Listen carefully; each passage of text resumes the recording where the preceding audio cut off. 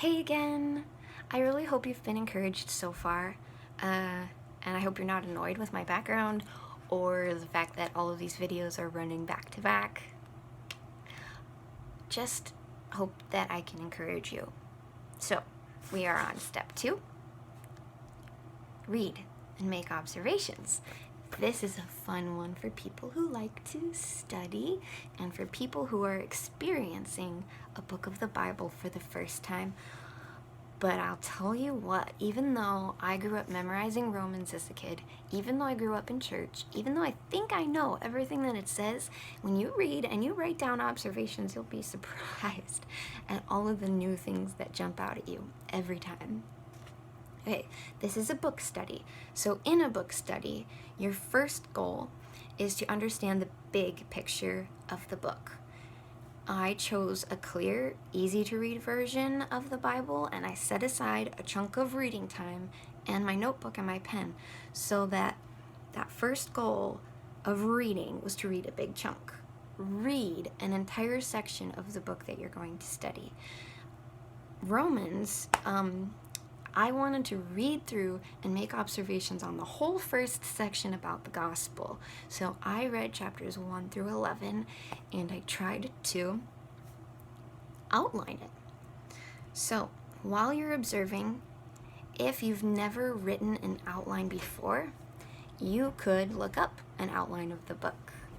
You could just use these questions, the W's. It's what you learn in school. I think I probably learned it in grade school. So this is something kids can use to study too. If you're encouraging your kids right now to study a book of the Bible, encourage them to write down who is mentioned and what their job is, what is going on or what the important things are being spoken about, where this takes place, when it takes place, and why. That one might not be right there in stone, but you got to think about it for yourself. You've got to answer these observation questions for yourself. And how. So if you see something that looks like a why or a how or a who, great way to make your first observations on a book of the Bible.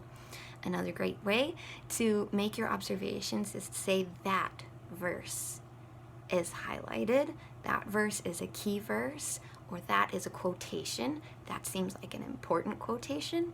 So you can take that as a key verse and you can make a list of key verses that are helping you move through the book. Some people use the key verses in Romans like Romans 3:23. For all have sinned and come short of the glory of God. The ones that we memorize.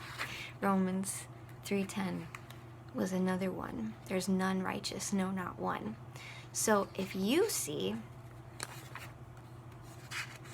a verse that jumps out at you as a key verse, it seems like an important statement, it's time to write it down during this observation time.